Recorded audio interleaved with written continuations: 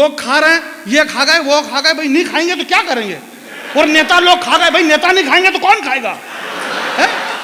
सड़क खा गए, चारा खा गए, 10 करोड़ खा गए, 20 करोड़ खा गए, तुम खा के बताओ ना। ये हिंदुस्तान की संपत्ति सरकारी संपत्ति है, इस पे सबको अधिकार है, खाओ पियो ऐश करो, बस संसद में घाटे का बजट मत पेश करो। और ये कौन चिल्ला रहा है कि खा गए, ये वही चिल्ला रहा है जिसको खुद को खाने को नहीं मिला। क्या बात कर रहे हो? और हम नहीं खाएंगे तो कौन खाएगा यार?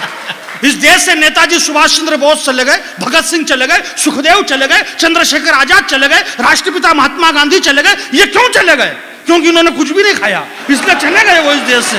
इस देश में लालू यादव जिंदा, सुरेश कलमाड़ी जिंदा, ए राजा जिंदा, कन्नी मौजी जिंदा। ये क्यों जिंदा है? क्योंकि इन्होंने खाया है। जो खाएगा वो जिएगा, जो नहीं खाएगा वो मर जाएगा। इसलिए आप खाइए, कोई दिक्कत नहीं है, कोई मतलब ही नहीं। भाई हम पढ़े लिखे लोग हैं, जबकि ये कमलेश शर्मा खुद प्रोफेसर हैं, लेक्चरर हैं, पढ़े लिखे हैं। डॉक्टर हरिओम पंवार जी, डॉक्टर फलाना जी, सारे पढ़े लिखे लोग हैं। हालांकि मैं तो पढ़ा लिखा नहीं हूं बिल्कुल भी, और उससे कोई बहुत बड़ा फर्क भी नहीं पड़ता। ये पढ़े लिखे होकर के मैं नहीं पढ़ा लिखा तो क्या हो गया? काम तो ये भी वही कर रहे जो मैं कर रहा हूं, और कई बार अच्छा कर लेता हूं इन पढ़े लिखों से। तो इसलिए ऐसा कुछ भी नहीं करना है अपने को ये। और हम क्या दौड़ धाप बहुत ज्यादा कर रहे हो? क्या बात है? ये ज्यादा दौड़ धूप में मेरे को डर लगता है कि यार क्यों दौड़ धाप कर रहे होंगे ये। तो ऐसा कुछ भी नहीं है यार, हमारी जानकारी में होना चाहिए। भ्रष्टाचार करना एक अन्याय है। अन्याय का मतलब क्या होता है? एक अन्य तरह की आय। वो आय हम प्राप्त कर रहे हैं, कोई दिक्कत। हाथ बिल्कुल खड़े नहीं करना। हमारे कवियों ने हाथ खड़े करवा। मैं हरिओम पंवार जी मुझे इतना प्यार करते हैं, मैं भी इनका बहुत बड़ा फैन हूँ, परंतु कई बार क्या होता है, मैं आजकल इनसे बहुत दूरी बना के चल रहा हूँ। कई साल से नहीं, ये पहले क्या होता, हमारे उधर मालवे में आते थे, हिंदुस्तान में रामधारी सिंह दिनकर राष्ट्र कवि के बाद में वाचिक परंपरा के हमारे पहले कवि है। जरा गवैयर इस बात का समर्थन करे, हरिओम पंवार उस व्यक्ति का नाम है मेरे भाई। हिंदुस्तान में वाचिक परंपरा में हजारों लाखों की भीड़, चाहे वो जनता की पुकार हो, कोटा दशहरा, जयपुर महामूर्ख सम्मेलन, 1-1 लाख लोगों में जो तालियों का पहाड़ खड़ा करने का काम किया वो पंवार जी ने किया। मैं इसीलिए इनसे दूर रहता हूं। हंसने की बात नहीं, कोटा दशहरे में इन्होंने तेज भैया पहाड़ खड़ा करा ताली का। थोड़ी देर बाद वो पहाड़ धसा, लोग बाग तो भाग गए, मेरे जूते दब गए उस पहाड़ के नीचे।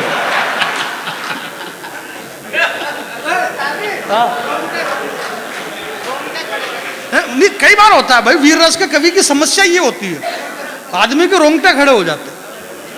अभी हमारे वहां जयपुर का एक कवि बुलाया, तेज भैया आधे मिनट का समय लूंगा आपका, हालांकि आप मेरा कुछ भी नहीं, मैं लूंगा ही, मेरी मर्जी पड़े इतना लूंगा। तो हमने जयपुर का एक कवि बुलाया, बहुत खतरनाक वीर रस का, मार छाते माथे फूटे और ऐसा वीर, लोगों के रोंगटे खड़े हो गए। दिक्कत ये नहीं है उसमें, दिक्कत ये है रमेश भैया, रमेश भाई साहब को ये शुरू, अब आप मुस्कुराते रहो, आप बूढ़े थे और मैं बूढ़ा था तो मेरे को पहले क्यों पढ़ाया? आपको ये पता नहीं कि दुनिया का सबसे बड़ा महायुद्ध महाभारत युद्ध, जिसमें 18 अक्षौणी सेना, यानी कि 18 अक्षौणी का मतलब 40 करोड़ होता है, और उन 40 करोड़ में सारे नौजवान थे, सबसे बूढ़ा आदमी भीष्म पितामह था, सबसे पहले उसी को मरवाया है। आपको मालूम है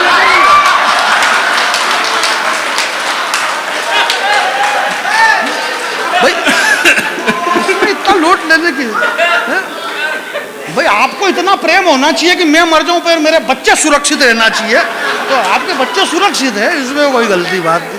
तो मैं ये कह रहा था कि वो कवि आए साहब जयपुर के, अब उन्होंने वीर रस की कविता सुनी, लोगों के रोंगटे खड़े हो गए। अब दिक्कत ये नहीं कि रोंगटे खड़े हो गए, कई बार ऐसा होता है देशभक्ति और वीर रस की कविता से लोगों के रोंगटे खड़े।